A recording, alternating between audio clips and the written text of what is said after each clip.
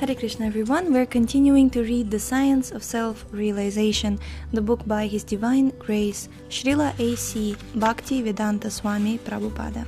Chapter 8, Attaining Perfection, and the section is entitled Knowing the Purpose of Life. Continuing. In this material world, no one wants misery, but it comes. Unexpectedly, like a forest fire that starts without anyone's striking a match. It comes.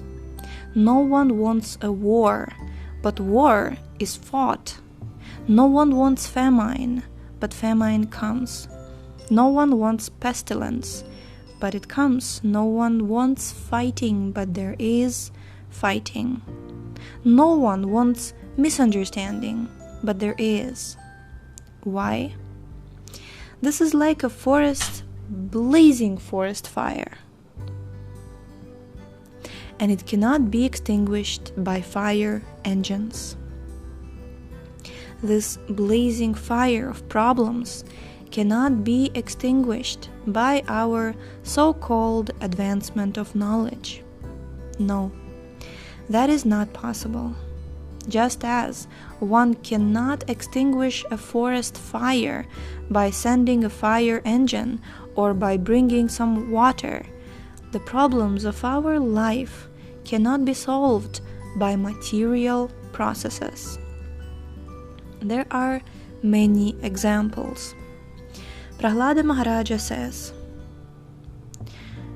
quote, "My dear Lord, the father and mother are not actually the protectors of the children," unquote. The father and mother take care of their children. That is their duty. But they are not the ultimate protectors. When nature's law calls the child, the father and mother cannot protect him. Therefore, although generally it is considered a fact that the father and mother are the protectors of the child, actually it is not a fact.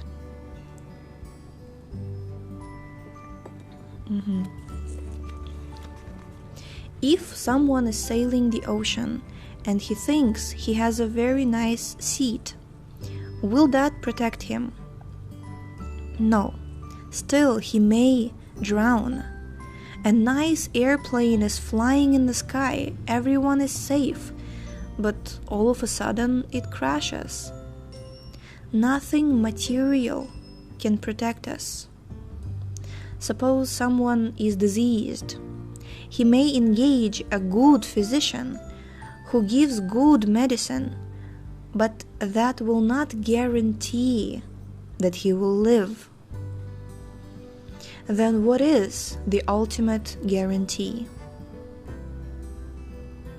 Prahlada Maharaja says, quote, "My dear Lord, if you neglect someone, nothing can protect him," unquote. This is our practical experience. We can invent so many methods to solve the problems presented by the laws of material nature. But they are not sufficient. They will never solve all the problems, nor will they give actual relief. This is the fact. Therefore, Krishna says in the Bhagavad Gita, quote, "Maya, this external energy, is very, very strong. No one can surpass it. It is almost impossible," unquote. Then how can one get free from this material nature? Krishna says, quote, "Simply by surrendering unto me, one can get relief from the onslaught of material nature," unquote. That is a fact. So we have to cleanse the heart to learn what is our relationship with God. In the Katha Upanishad, it is stated, "Nityo nityanam chetanash chetananam." The supreme absolute personality of Godhead, or the absolute truth, is eternal. God is eternal, and we are also eternal. But the Vedas indicate that He is the supreme living creature. He is not dead. If He is not living, how is this world working? In the Bhagavad Gita, Krishna says, quote, "Under my supervision, things are going on," unquote. In the Bible also it is said, God created. That is a fact. Not that at one time there was a chunk, and then this happened, and then that. No. The Vedas tell us the actual facts. But we have to open our eyes to see. Cheto darpanamarjanam. That is the process of cleansing our hearts. When we cleanse our hearts, then we will be able to understand what Krishna and the Vedas say. We need to be purified. If a man is suffering from jaundice and you give him a piece of sugar candy, he will say that it is very bitter. But is sugar candy bitter? No. It is very sweet. And the medicine for jaundice is that sugar. Modern science prescribes this, and it is prescribed in the Vedic literature also. So if we take a great quantity of this sugar candy, then we will be relieved from jaundice. And when there is relief, then one says, "Oh, this is very sweet." So the modern jaundice of a godless civilization can be cured by this chanting of Hare Krishna. In the beginning, it may appear bitter, but when one advances, then he will see how pleasing it is. As soon as one understands his identity, his relationship with God, then immediately he becomes happy. We are so full of miseries because we have identified ourselves with the material world. Therefore, we are unhappy. Anxieties and fearfulness are due to our misidentifying with the material world. The other day, I was explaining that one identifies with this bag of bones and skin is like an animal. So, by chanting Hare Krishna, this misunderstanding will be cleansed. Cleansing of the heart means that one will understand that he does not belong to this material world. Aham Brahmasmi, I am spirit soul.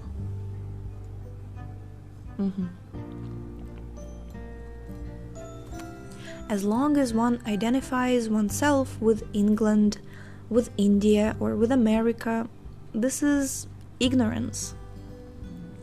Today you are an Englishman because you were born in England, but in your next life you may not take your birth in England. It may be in China or Russia or some other country, or you may not get this human form of body.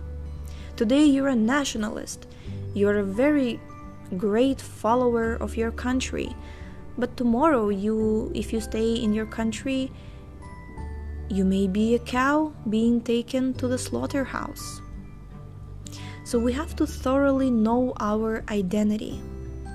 Chaitanya Mahaprabhu says that the actual identity of every living creature is that he is the eternal servant of God.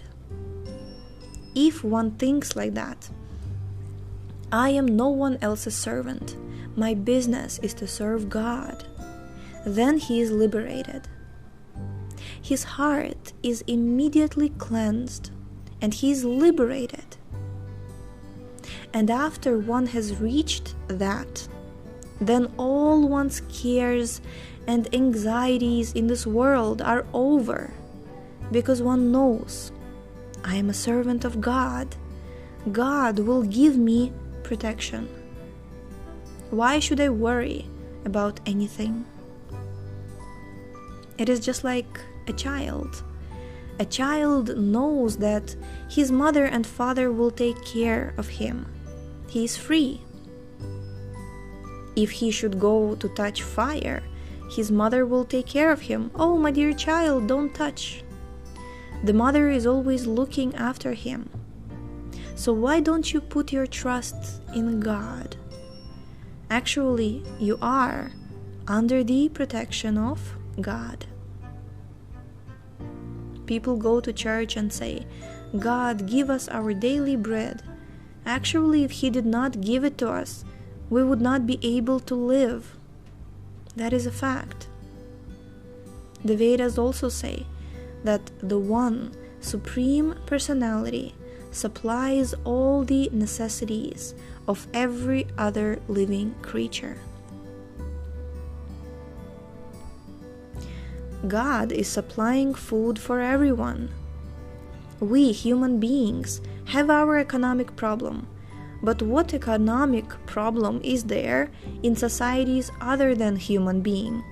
The bird society has no economic problem. The beasts have no economic problem. There are 8,400,000 species of life, and out of that, human society is very, very small. So they have created problems. What to eat, where to sleep, how to mate, how to defend. These are problems for us.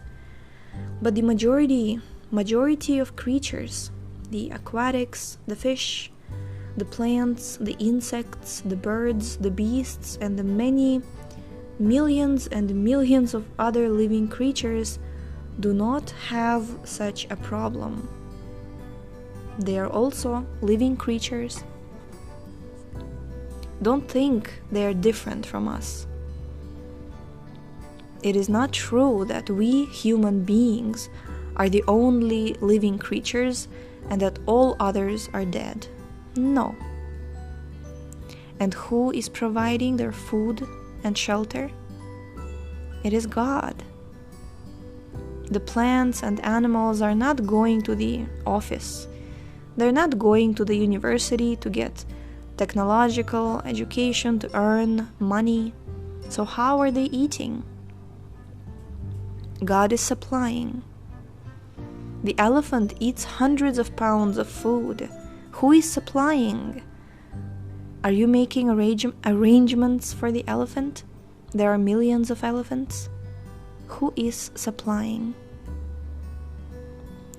So the process of acknowledging that God is supplying is better than thinking God is dead, why should we go to church and pray to God for bread?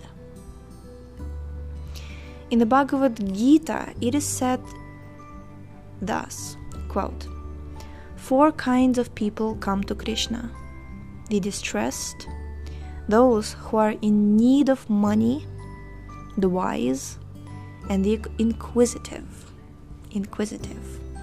unquote. One who is inquisitive, one who is wise, one who is distressed, and one who is in need of money.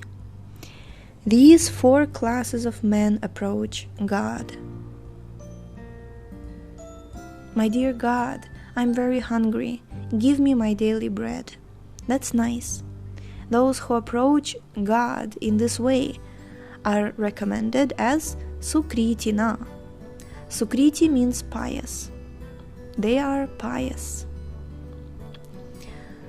They're pious. Although they're asking for money, for food, they are considered pious because they are approaching God. And others are just the opposite. They are Dushkritina, impious. Kriti means very meritorious, but the word Dushkriti indicates that their energy is being misused to create havoc. Just like the man who invented atomic weapons. He has a brain, but it has been misused. He has created something that is dreadful. Create something that will ensure that man will no longer have to die. What is the use of creating something so that millions of people will immediately die? They will die today or tomorrow or after 100 years. So what have the scientists done? Create something so that man will not die immediately, so that there will be no more disease, so that there will be no more old age. Then you would have done something. But the Dushkritinas never go to God. They never try to understand God. Therefore, their energy is misdirected. Yeah, we're going to stop here for today. Thank you so much for tuning in. The link to this book is in the description. Please check out our website shravanamdiaries.com, and we shall see you tomorrow. Hare Krishna.